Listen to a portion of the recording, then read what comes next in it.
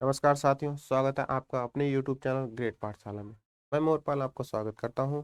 दोस्तों, आज का जो टॉपिक लिया है मैंने भारत की फसलें और कृषि से लिया है। दोस्तों, आज का जो टॉपिक है वो ज्योग्राफी का भी पार्ट है और इकोनॉमिक्स का भी पार्ट है। जैसा कि आपको पता है, हमारे चैनल के माध्यम से यूपी ट्रिपल एस सी लेखपाल और यूपी पुलिस कांस्टेबल CISF के जो बैच हैं वो फ्री ऑफ कॉस्ट यूट्यूब पर चलाए जा रहे हैं। और हमारे चैनल पर अलग अलग सब्जेक्ट की अलग अलग प्लेलिस्ट आपको मिलेंगी। ठीक है, आपको जो सब्जेक्ट पढ़ना है, जो सब्जेक्ट का जो टॉपिक पढ़ना है, आप पढ़ सकते हैं। ठीक है, तो हमारे चैनल को ज़्यादा से ज़्यादा शेयर करें और सब्सक्राइब करें। ठीक है, तो चलते हैं हम दोस्तों अपने टॉपिक पर। ठीक है, भारत की कृषि एवं फसलें। जैसा कि आपको पता है, भारत हमारा एक विकासशील देश है। यहाँ की जो अर्थव्यवस्था है वो कृषि पर टिकी है। यहाँ की लगभग 52% भाग पर खेती की जाती है। ठीक है, खेती की जाती है। दोस्तों, यहाँ से बेसिक क्वेश्चन पूछेगा कि भारत में कितने प्रतिशत भाग पर खेती की जाती है, तो 52%। ठीक है, 60% 60% जो है प्रत्यक्ष प्रत्यक्ष एवं अप्रत्यक्ष रूप से अपनी जीविका यानी कि रोजगार, ठीक है, रोजगार खेती से प्राप्त करते हैं। ठीक है, खेती से प्राप्त करते हैं। इसका जो हमारा जो खेती है यानी कृषि, उसका हमारी जीडीपी में भी महत्वपूर्ण जो योगदान देती है। ठीक है, अब बात करें हम 2021 की। ठीक है, 2021 की जो जीडीपी है उसमें कृषि का योगदान कितना रहा था दोस्तों? 19.9%, यानी कह सकते हैं लगभग 20%। ठीक, जीडीपी में कृषि का योगदान 19.9% रहा था। ठीक है, आगे चलते हैं। दोस्तों, किसी भी देश की जो अर्थव्यवस्था है, अगर कृषि पर टिकी है तो वहां की कृषि अर्थव्यवस्था का विकास करने के लिए हमें कृषि का विकास करना पड़ेगा। ठीक है, भारत जो है वो विकासशील देश है, यहाँ की अर्थव्यवस्था कृषि पर टिकी है। तो यहाँ की अर्थव्यवस्था का अगर ऊंचाई पर ले जाना है तो हमारी कृषि को उन्नतशील या फिर कृषि को आगे बढ़ाना होगा। जैसा कि आपको पता है कि भारत हमारा कृषि प्रधान देश है, तो हमारे कृषि में बहुत सारी समस्याएं आई हैं और आती रही हैं। ठीक है, अभी भी चल रही हैं वो समस्याएं। ठीक है, तो कुछ समस्याएं हैं भारत की कृषि में, जैसे कि यहाँ पर हेडिंग डाल देता हूँ, समस्याएं। समस्याएं दोस्तों, मेरे साथ में कॉपी और पेन लेकर बैठे और नोट डाउन करते रहें, क्योंकि एग्जाम में यहाँ वीडियो देखने का आपको टाइम नहीं मिलेगा। और आपके पास में अगर नोट्स होंगे, और नोट्स को दोस्तों शॉर्ट तरीके से बनाएं। अगर नोट्स होंगे आपको तो जो तैयारी है आपकी जल्दी हो जाएगी। ठीक, समस्याएं समस्याएं हमारे भारत में है कृषि संबंधित तीन। ठीक है, हमारी मानवीय समस्याएं, मानवीय समस्याएं कि मानव की जो समस्याएं वो क्या क्या है। ठीक, उसके बाद में संस्थागत समस्याएं, संस्थागत समस्याएं। दोस्तों, कृषि वैसे अपने आप में बहुत बड़ा टॉपिक है, लेकिन हम एग्जाम पॉइंट ऑफ व्यू से पढ़ेंगे। ठीक है, संस्थागत समस्याएं और दूसरा तकनीक, और लास्ट में है तकनीकी समस्याएं। तकनीकी समस्याएं, ठीक, तकनीकी समस्याएं। मानवीय समस्याओं में कौन कौन सी हैं? मानवीय समस्याओं में वैसे बहुत सारी समस्याएं, लेकिन मैं मेन मेन लिख देता हूँ। जनसंख्या वृद्धि, ठीक है, जनसंख्या वृद्धि। दूसरा है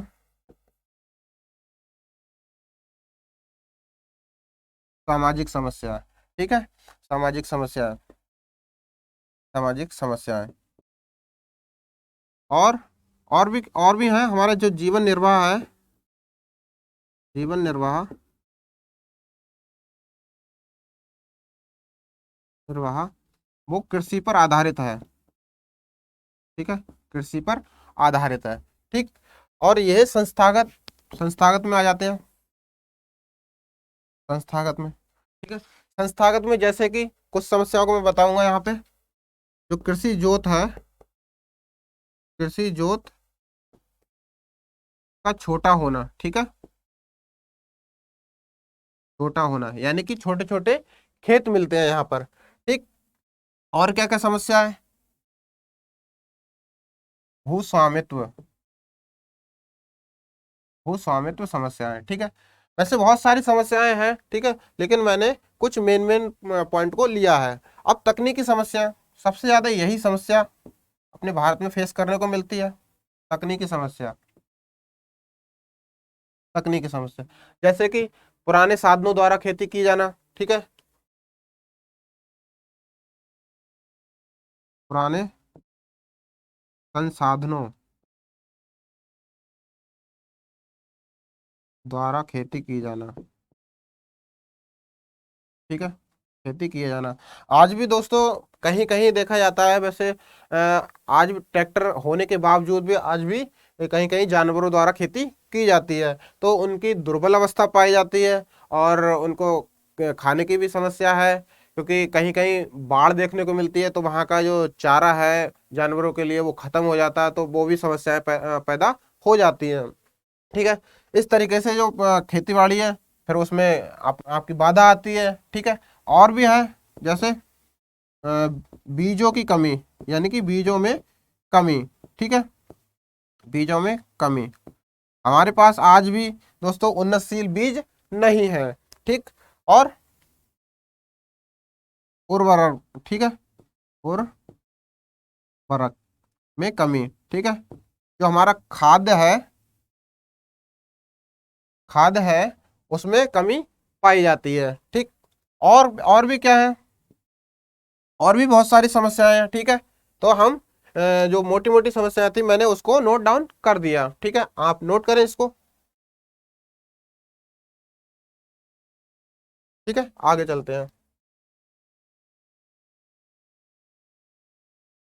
ठीक। अब आ जाते हैं कि भारत का कुछ फसलों में कौन सा स्थान है। ठीक है, बहुत इंपॉर्टेंट है दोस्तों, यहीं से एक एग्जाम में क्वेश्चन बना था यूपीएसआई में। ठीक। भारत, सबसे पहले देख लेते हैं गेहूं को। गेहूं के मामले में, गेहूं के मामले में दोस्तों सेकंड नंबर पे है। ठीक है, सेकंड नंबर पे। पहले नंबर पे कौन सा है? पहले नंबर पे चीन। ठीक। कौन है? चीन। ठीक। अब चावल में, चावल में भी सेकंड स्थान पे। ठीक है। पहले नंबर पे चाइना है। ठीक। अब मैं यहाँ पर एक क्वेश्चन पूछ रहा हूँ। क्वेश्चन है मेरा, भारत भारत की मुख्य खाद्य फसल है। ठीक है। ऑप्शन है आपके, ऑप्शन है गेहूं, और दूसरा ऑप्शन है बाजरा, तीसरा ऑप्शन है दोनों, चौथा ऑप्शन है इनमें से कोई नहीं। इनमें से कोई नहीं। ठीक है, लगाइए आंसर। ठीक है, लगा लिया दोस्तों, इनमें से कोई नहीं आंसर है। ठीक है, यानी कि गेहूं नहीं है दोस्तों, गेहूं धोखे में मत लगा देना, गेहूं आंसर मत लगा देना, गेहूं नहीं है। ठीक है। भारत की जो मुख्य खाद्य फसल है वो है चावल, चावल। ठीक है, ध्यान रखना है, ये क्वेश्चन बार बार पूछा जाता है, भारत की मुख्य खाद्य फसल है चावल। ठीक। आगे चलते हैं, आगे कुछ क्रांतियां हुई भारत में। ठीक है, कुछ क्रांतियां हुई भारत में जिससे कि हमारा जो कृषि उत्पादन है वो बढ़ाया जा सके। ठीक है। तो पहली जो क्रांति हुई थी वो हरित क्रांति। हरित क्रांति कब हुई और इसका उद्देश्य क्या था, तो आइए पढ़ते हैं। ठीक है, कब हुई? सन सन 1967 से 68 में, 68 में, 68 में ये हरित क्रांति हुई। ठीक है। हरित क्रांति के जनक कौन कहे जाते हैं? जनक लिख लेते हैं दोस्तों। जनक, जनक है doctor doctor Norman, Norman Borlaug. ठीक है, बोर लॉग। ठीक, इस इनको जो है जो हरित क्रांति का जनक माना जाता है। ठीक है, लेकिन लेकिन लेकिन भारत में हरित क्रांति को कौन लेकर आया? M S M S Swaminathan. M S Swaminathan. ठीक है, तो यहां से दो क्वेश्चन क्लियर होते हैं कि किस सन में आती है, 1967 से 68 के बीच में। ठीक है, कौन जनक होता है? Doctor Norman Borlaug. इनके ही नाम से एक जो कृषि संबंधी है पुरस्कार दिया जाता है। ठीक है, नॉर्मन प्लस पुरस्कार। ठीक है, लेकिन अगर पूछ लिया जाए कि भारत में कौन लेके आया, तो एम एस स्वामीनाथन। ठीक, आगे बढ़ते हैं दोस्तों, आगे बढ़ते हैं। इसका उद्देश्य क्या था? इसका उद्देश्य क्या था? ठीक, इसका उद्देश्य था भारत की सिंचित एवं एवं असिंचित असिंचित क्षेत्र पर क्षेत्र पर क्षेत्र पर संकर संकर एवं बौने बीजों का बीजों का अधिक प्रयोग करके अधिक से अधिक प्रयोग करके अधिक से अधिक प्रयोग करके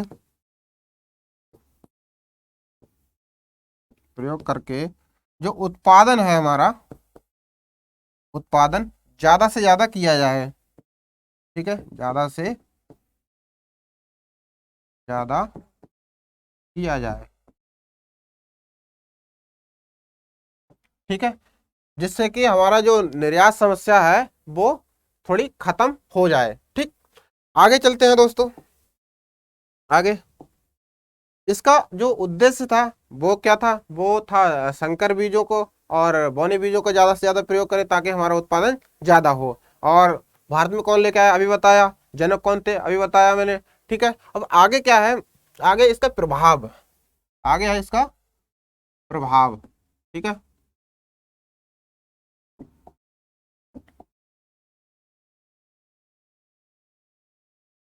इसका प्रभाव, प्रभाव क्या था? ठीक,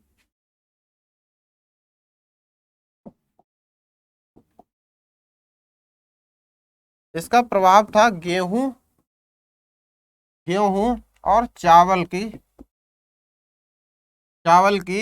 जो उत्पादन था, चावल, गेहूं और चावल का उत्पादन, उसमें वृद्धि हुई। ठीक है, लेकिन लेकिन सबसे ज्यादा वृद्धि गेहूं के उत्पादन में हुई और चावल में उसकी गेहूं के मुकाबले कम। ठीक है, गेहूं के मुकाबले में कम। लेकिन अगर आ जाए कि भारत में सबसे जो, अभी तो मैंने दूसरा प्रश्न पूछा, लेकिन यहाँ पर कोई दूसरा क्वेश्चन पूछता हूँ कि भारत में सबसे ज्यादा जो खेती की जाती है प्रतिशत के मामले में, वो किस पर की जाती है? तो चावल, यानी कि 47% पर चावल की खेती की जाती है। ठीक है, आगे चलते हैं, आगे कुछ अन्य क्रांतियां हैं। ठीक है, अन्य क्रांतियों से संबंधित क्वेश्चन पूछे जाते हैं। अन्य क्रांतियों से संबंधित क्वेश्चन पूछे जाते हैं। हरित क्रांति तो मैंने बता ही दी। अब आते हैं श्वेत क्रांति। श्वेत क्रांति श्वेत क्रांति ठीक है, श्वेत क्रांति किससे संबंधित है? सीधा सीधा यहाँ से क्वेश्चन पूछ लेगा कि कौन सी क्रांति किससे संबंधित है। ठीक है, तो श्वेत क्रांति हमारे दुग्ध उत्पादन से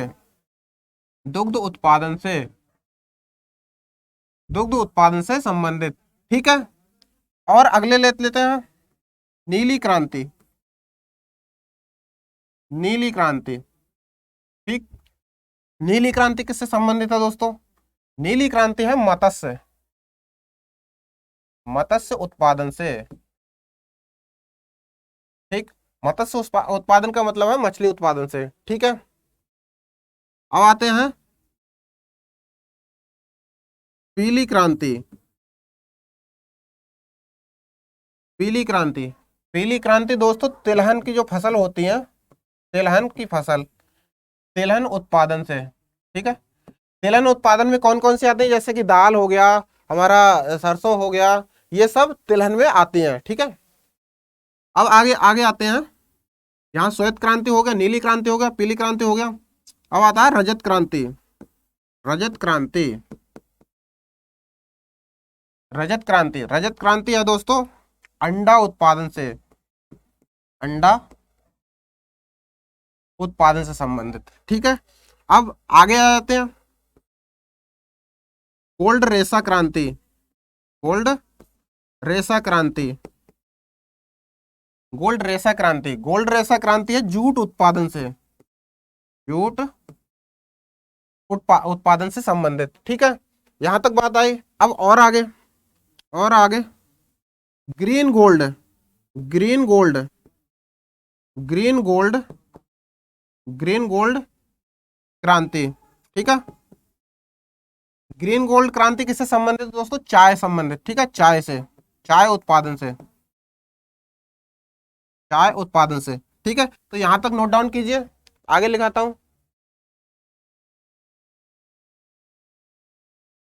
कर लिया, आगे चलते हैं। कृष्ण क्रांति, कृष्ण क्रांति। ठीक है, ये कृष्ण क्रांति का मतलब क्या है, कृष्ण का मतलब है काला। ठीक है, काली क्रांति। यह है बायोडीजल से, बायो डीजल से। ठीक है, यानी कि यहां हिंदी में लिख देता हूं बायोडीजल, बायोडीजल से। ठीक है, और और कुछ क्रांति बची, यानी कि हमारी भूरी क्रांति हो गई, और जो रजत क्रांति भी हो गई, कृष्ण क्रांति हो गई। ठीक है, और क्या क्या क्रांति बची, और भी क्रांतियां हैं। ठीक है, तो ये मेन मेन इंपोर्टेंट क्रांतियां थी। ठीक है, अब आगे चलते हैं। आगे देखिए, आगे जो मैंने जो स्लाइड लिया है उसमें कुछ राज्य है और कुछ फसल है, उसमें कौन सा प्रथम स्थान रखता है वो मैंने यहाँ पे लिया है। ठीक है, पहले ले लेते हैं कश्मीर को। ठीक है, कश्मीर की अगर बात की जाए तो जम्मू कश्मीर यहाँ है। ठीक है, जम्मू कश्मीर, जम्मू कश्मीर ये रहा। ठीक, ये रहा। ठीक है, जम्मू कश्मीर में आपको बता दूं कि जो केसर है सबसे ज्यादा, पूरे भारत में सबसे ज्यादा जम्मू कश्मीर में केसर की खेती की जाती है। ठीक, और जहां केसर की खेती होती है उसको बोलते हैं करेवा।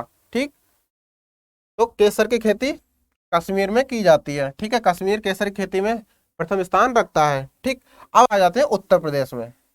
उत्तर प्रदेश मैप में देख लेते हैं, यहाँ पर है। ठीक, मैप में ये रहा।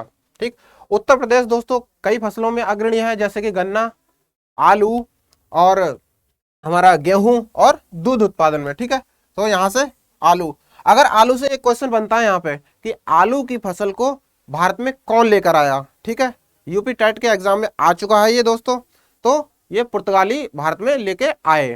ठीक, गन्ना सबसे ज्यादा उत्तर प्रदेश में होता है। ठीक है, और गन्ना मिल की अगर बात पूछी जाए तो जो देवरिया क्षेत्र है वहां पर गन्ना मिल ज्यादा है। ठीक, गेहूं उत्पादन में उत्तर प्रदेश अग्रणी है। लेकिन अगर पूछा जाए यहाँ पर, लेकिन अगर पूछा जाए कि प्रति हेक्टेयर के हिसाब से कौन सा राज्य गेहूं के मामले में अग्रणी है, तो आएगा आपका पंजाब। ठीक है, दुग्ध उत्पादन, दुग्ध उत्पादन में प्रथम स्थान उत्तर प्रदेश का है। ठीक है, आगे चलते हैं। आगे देखिए पश्चिम बंगाल, पश्चिम बंगाल है हमारा यहाँ सटा हुआ। ठीक है, यानी बांग्लादेश से सटा हुआ। दोस्तों यहाँ पर पश्चिम बंगाल में जूट और चावल की खेती सबसे ज्यादा की जाती है। ठीक है, जूट को अभी मैंने बताया था सुनहरा रेशा बोलते हैं, और चावल हमारे भारत की मुख्य खाद्य फसल है। ठीक है, आसाम में, आसाम में चाय, आसाम में चाय, आसाम का क्षेत्र ये रहा भारत में, ये रहा। ठीक है, आसाम जो है चाय के मामले में अग्रणी है। ठीक है, अगर पूछा जाए कि भारत, तो भारत चाय के मामले में जो है दूसरे स्थान पर आता है। ठीक है, पहले स्थान पर चाइना है।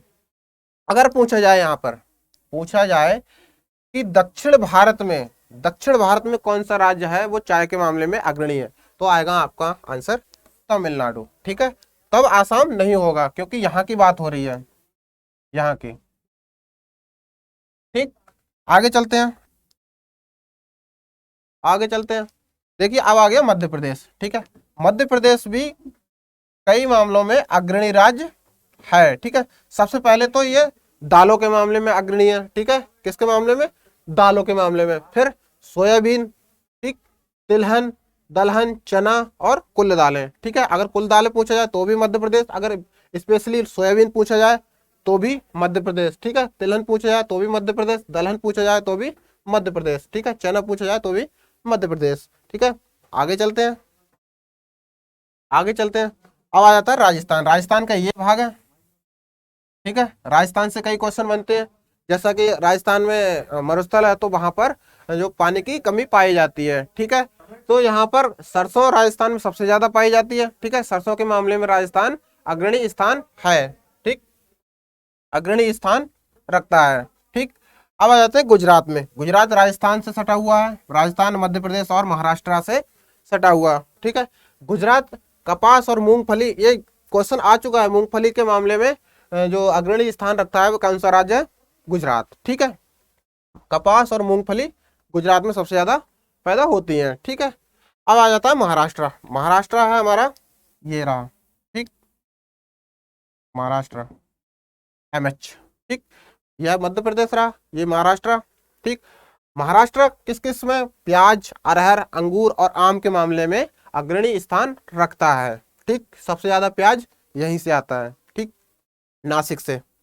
अब आते हैं कर्नाटका पे। कर्नाटक हमारा दोस्तों महाराष्ट्र से या गोवा से, केरल, तमिलनाडु, आंध्र प्रदेश और हमारा तेलंगाना से सटा हुआ है। ठीक है, तो महाराष्ट्र में कॉफी, सूरजमुखी और रेशम। ठीक, रेशम और कॉफी से बहुत ज्यादा क्वेश्चन पूछे जाते हैं। ठीक है, और यहाँ पर एक जगह और है, कॉफी संस्थान केंद्र कुर्ग में स्थित है। ठीक है, ये कॉफी संस्थान केंद्र कहाँ है? कुर्ग में स्थित। ठीक, और कुर्ग कहाँ है? कर्नाटक में। ठीक, आगे चलते हैं, आगे, आगे है केरल। केरल से बहुत ज्यादा क्वेश्चन पूछे जाते हैं। ठीक है, तो यहाँ से जो पुर्तगाली आए थे सबसे ज्यादा, वो क्यों आए थे? क्योंकि उनको मसाले पसंद थे। और मसाले क्यों पसंद थे? क्योंकि पश्चिमी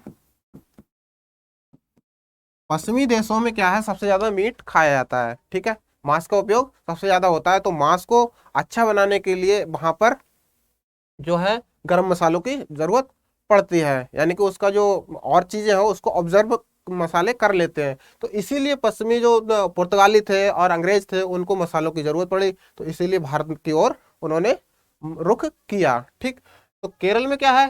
प्राकृतिक रबर। ठीक है, रबर सबसे ज्यादा पाई जाती है वहां पर, गरम मसाले सबसे ज्यादा होते हैं। ठीक है, और नारियल, काजू और काली मिर्च केरल में सबसे ज्यादा होती है। ठीक है, तो ये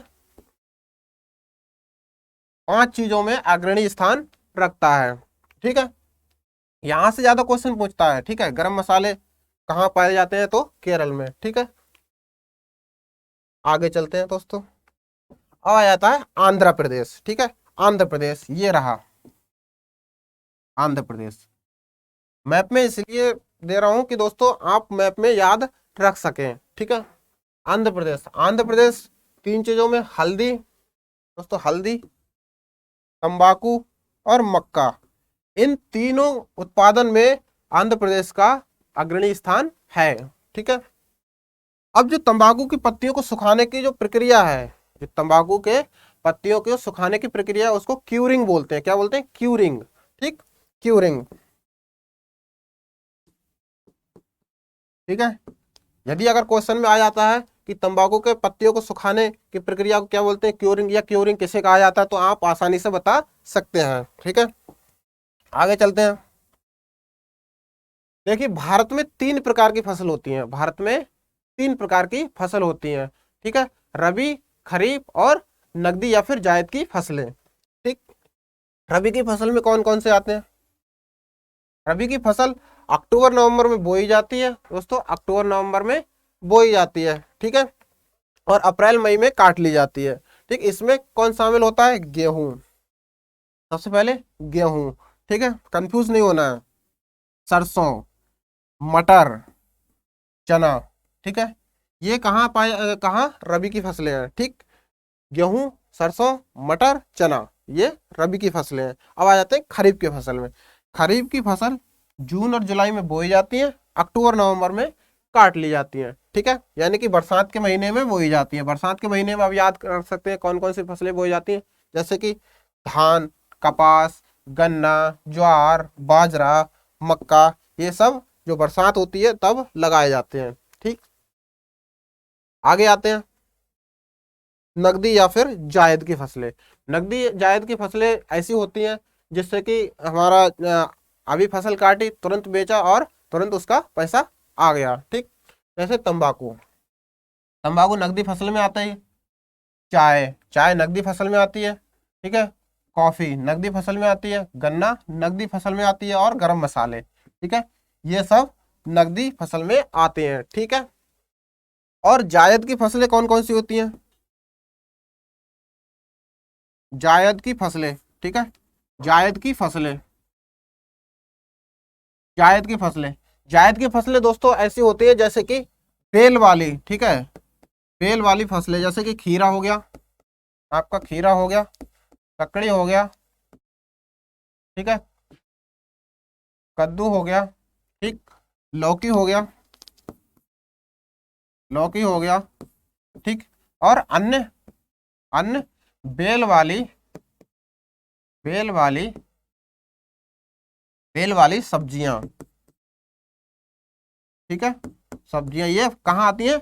जायद की फसलों में। ठीक है, जैसे तरबूजा, खरबूजा, ये सब जायद की फसलों में गिने जाते हैं। ठीक है, तो दोस्तों इस वीडियो में इतना ही। अगर ये मेरी वीडियो पसंद आई हो तो हमारे चैनल को लाइक करें, शेयर करें और सब्सक्राइब करना ना भूलें। नमस्कार, जय हिंद।